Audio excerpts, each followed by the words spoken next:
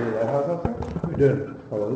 right, everyone. I'd like to welcome everybody to Ironside Minyan, to our weekly Lunch and Learn. I want to do an honorable mention of Rabbi Gopen that's in the room with us. His presence is truly appreciated. Thank you. It's always a pleasure and an honor. Thank you. Baruch Hashem, we're a few days away from Pesach. Rabbi, the hummus is in your honor. We're a few days away from Pesach, and I had to give this holiday just a little bit of attention, a little bit of prep work for this amazing spiritual energy that's available to us in the next few days. Right now we are in the month of Nisan. Just in the name alone, Nisan, there's a hint to the word Nis, miracle. This is the month of miracles. Hashem's name, Yud Kei Vav Kei, has 12 different configurations.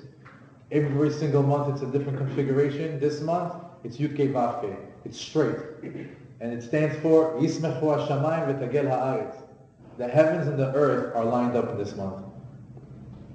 We can actually see miracles on this particular month only because we've seen miracles in the past.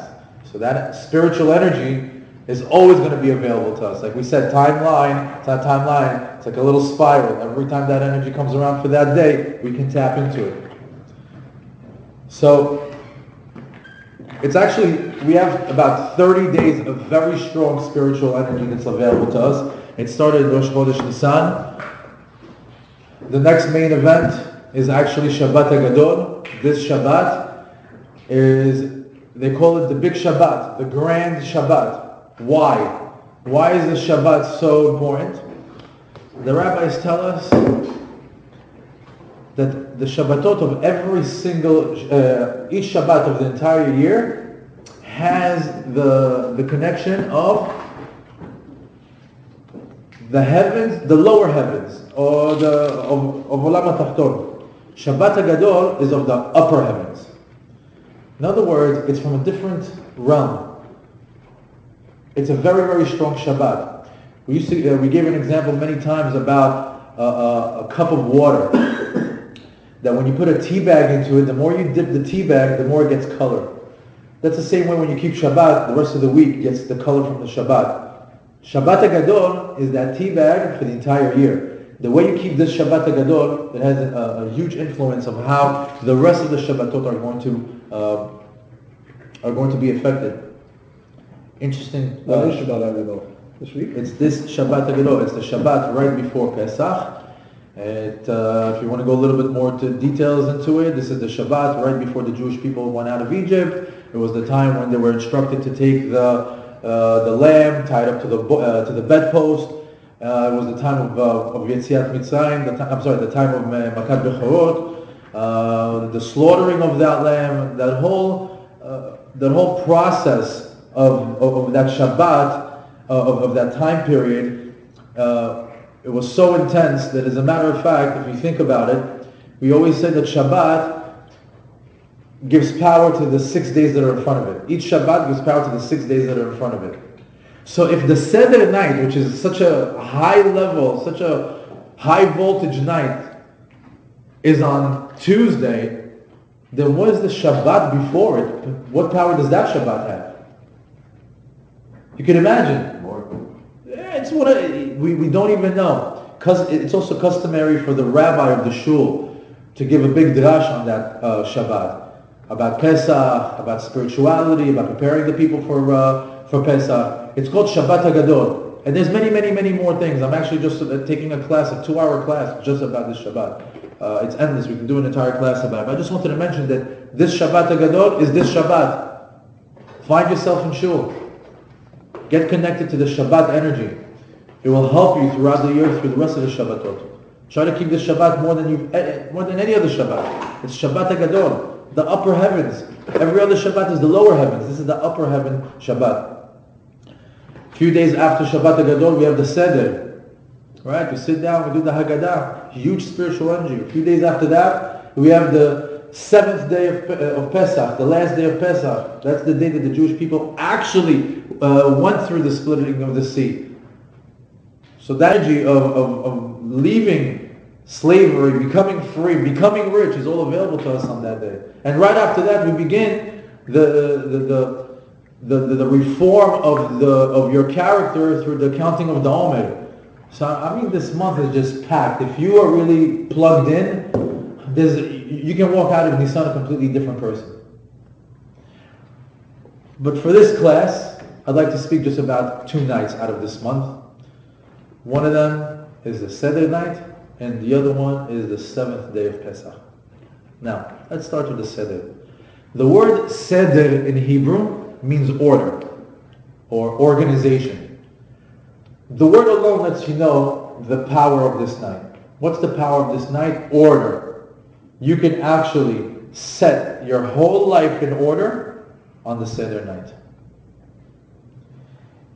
You know, Seder night, it's a 4-hour ordeal, typically, on an average.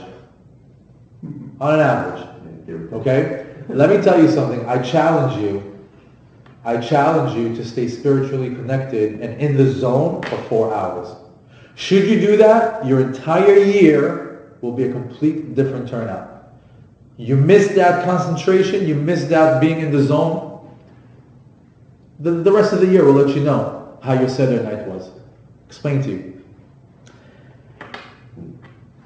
The Jews were at 49.9999% level of Tum'ah. They were minutes away from falling into the 50th level, and then it was all over. Possibly no more Jewish nation, not the one that we know today. They had to leave exactly at those moments. There wasn't a second to spare. One of the reasons why we eat matzot, they didn't have time for the bread to rise. We had to go. We were in a rush. On the Seder night, it's the complete opposite of that. Hashem says, I can take you to the 50th level of Kedusha. 50th level. I don't know what level you guys are on. But to the 50th level, this spiritual elevator, to take you right there on the Seder night, yes, that's what's available that night. You want to tap into that. Because the outcome of tapping into that will really dictate how the rest of the year goes. You know, another name for Pesach is Chag HaMatzot, Chag HaChirut. It's also known as Chag HaAviv, the holiday of spring. But the rabbis tell us, don't read it as Aviv. Take the word and split it. And call it Av Yud Bet. It's the father of 12. 12 what? The 12 months. Nisan is there's people that in Rosh Chodesh Nisan say, Shana Tova. Because there's an opinion that Nisan is the beginning of the year, not Tishrei. The Gemara goes into it. But Av Yud Bet, Pesach, is the father of the 12 months. And they say that the person's livelihood, Parnassah, is decided on that on this month, on this holiday in Pesach. It's the Av Yud Bet. So, if there's so much spiritual energy that's available to us that we can get to such high levels of Kedusha and that we can fix our entire life for the next year just by being in the zone for 4 hours, then what should I do? What's the ABC 1, 2, 3 of what I do in these 4 hours? It's like I wrote down a couple of tips that will help you get there. First and foremost, prepare. There is nothing like walking into spiritual prime time and just not being in the moment. Like when you walk into Yom Kippur, Kol Nidre, and you're not there. It's like you have to prepare yourself for that moment. Rosh Hashanah, Simchat Torah, you can't walk into Shavuot without being prepared for Shavuot. Don't walk into the Seder as if you're walking into a meal. Prepare yourself spiritually. Take some time to connect to the holiday, to connect to the Seder. If it means flipping through the Haggadah, just to see, what do we do here? Where do we stop here? You know, to try to just figure out, what am I about to walk into? And be prepared for it. You're coming back from shul, and definitely the Seder night should start with going to shul first. Okay? Sit down on the table and get connected to the story of the Haggadah. The minute that guy on the left starts to talk to you about the Heat game and the score from last night, just do one of these. Later. Busy. You be the one leading the Kedusha in the room. When somebody wants to tell you, I just had a tough week, later. After the Seder. Later. Why? Whatever he's going to tell you is not going to fix your life for the next year. Whatever you do is going to fix your life for the next year. And if you are leading by example and saying, well, this guy really wants to pay attention to the Seder, maybe they'll do the same, maybe they'll understand. So what do you want to do? I mean, obviously you would just want to be connected to what's going on, read the passages, sing the songs, eat the proper measurements that is required. Find out, what is that? Okay, I'm eating matzah. Is it a bite? Is it a whole matzah? What is the obligation? The cup of wine, is it a sip? Is it half a bottle? What is the obligation?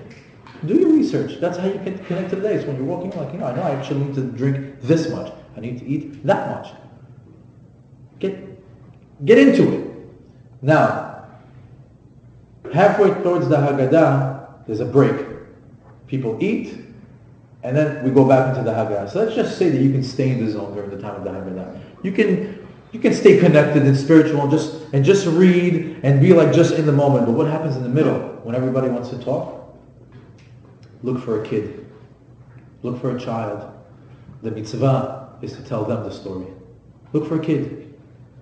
Tell them, what did you know? What do you know about Yetziat Mitzrayim? What do you know about the holiday? And just talk to him. Let it be the night that one time that I'm not asking you to ignore the adults, but believe me, you have a much bigger sachar, reward, talking to kids about Yetziat Mitzrayim. And if you find yourself in a room where there's not too many kids, or maybe they're sleeping, now you're around adults, start giving chidushim about Yetziat Mitzrayim, about Pesach.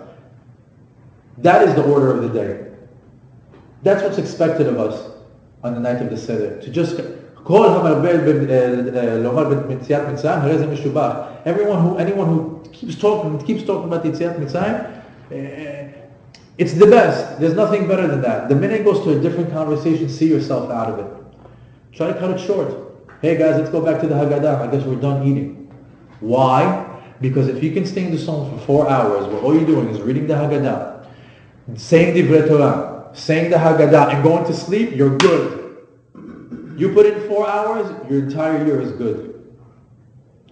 Give a little disclaimer in the beginning of the night. Let them know, hey guys, I'm trying to have a spiritual moment with myself, and I'm trying to not talk. I'm trying to just keep it Torah-based.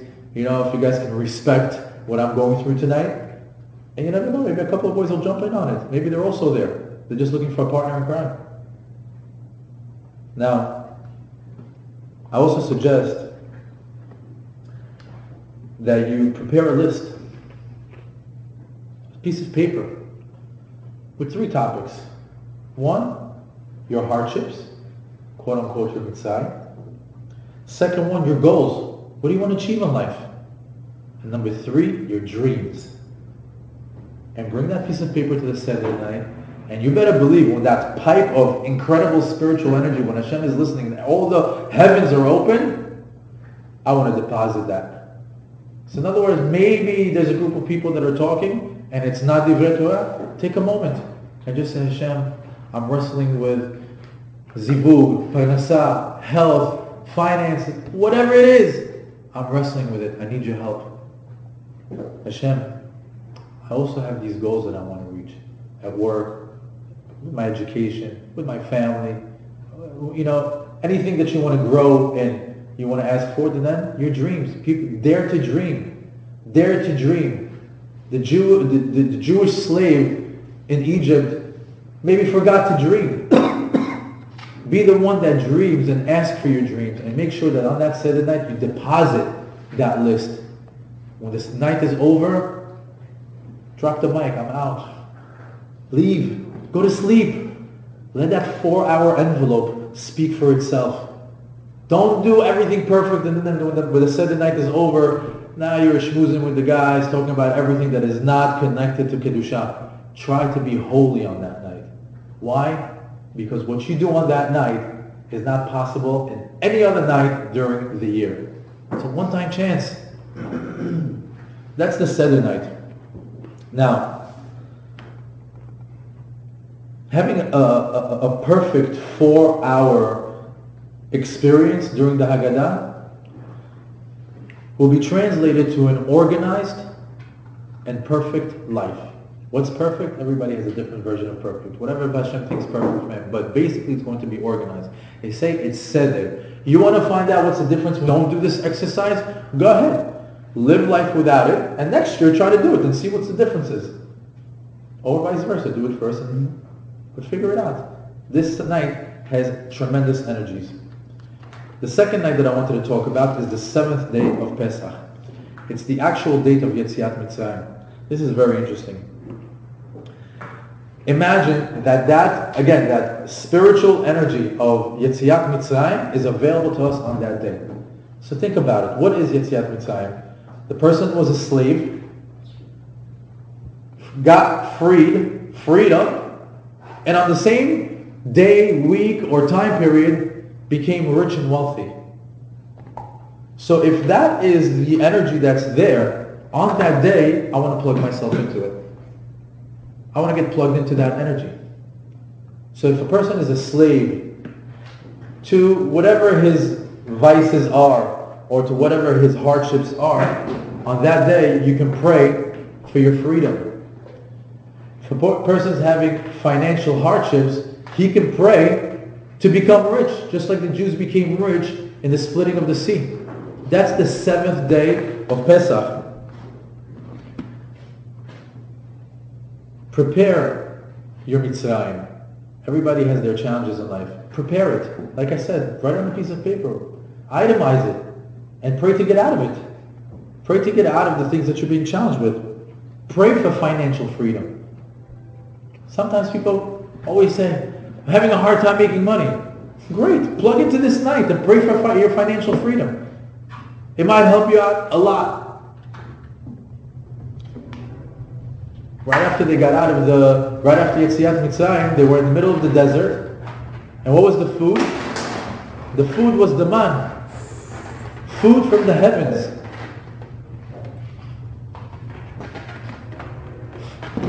Heavenly food.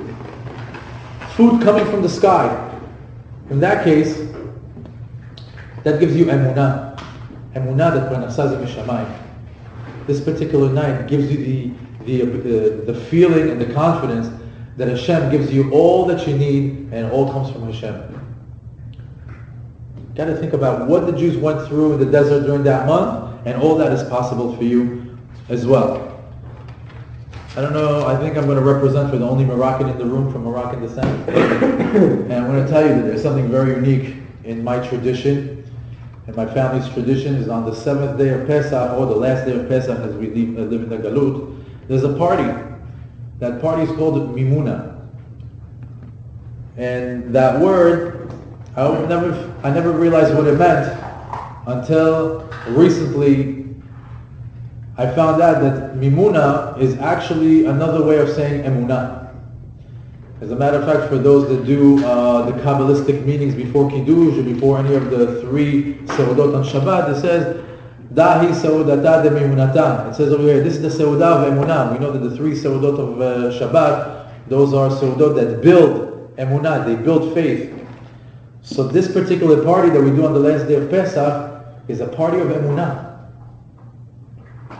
We celebrate our faith on that night. Okay?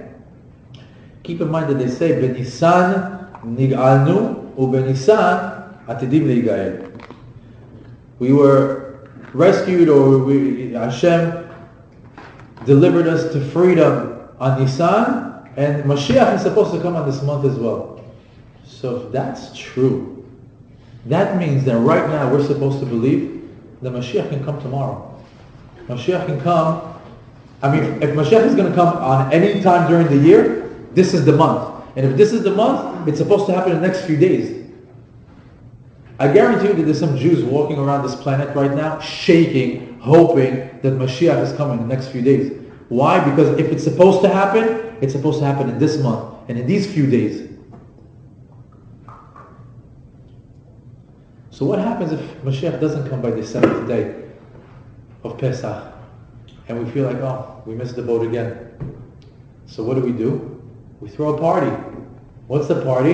An Emunah party. That even though Mashiach didn't come during this time, We need to celebrate and we have to build our emunah for the next 365 days until this energy comes back around. And then we could say, Mashiach is coming tomorrow, in the next few days. And if he doesn't, then what we have to do, build more emunah, another party of emunah, until we can move forward again. Look at the Jew. We're always ready for Mashiach. We're always ready for whatever energy is available to us. But if not, we're prepared for the road. And that's the 7th day of Pesach. I spoke to somebody yesterday by the name of Michael Ben Menet, and nonchalantly he said this line, but it changed my way of thinking about Mashiach. He says, Mashiach will come only when we bring back the glory to Hashem. Only when we bring back the kavod back to Hashem, that's when Mashiach will come. And then he continued to say, and it just clicked for me, he says, because the kavod right now is not with us. Right now the kavod is with the rich and famous. If you're rich, you get kavod. If you're a movie star, you get kavod. And I'm like, it's true. It's true. This whole VIP mentality has taken over. And because we're not giving Hashem the VIP status, Mashiach is not coming. And I realized that in order for Mashiach to come, we always talk Mashiach is when we start taking the kavod of this world and start giving it back to Hashem.